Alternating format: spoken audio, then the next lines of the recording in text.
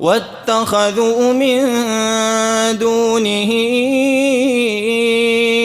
آلهة لا يخلقون شيئا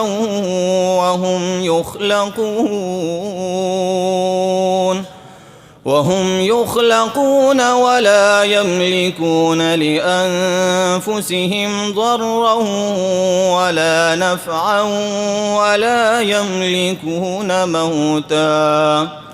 ولا يملكون موتا ولا حياة ولا نشورا. وقال الذين كفروا إن هذا إلا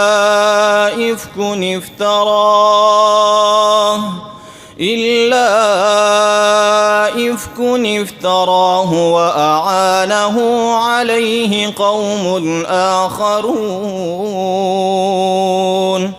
فقد جاءوا ظلما وزورا.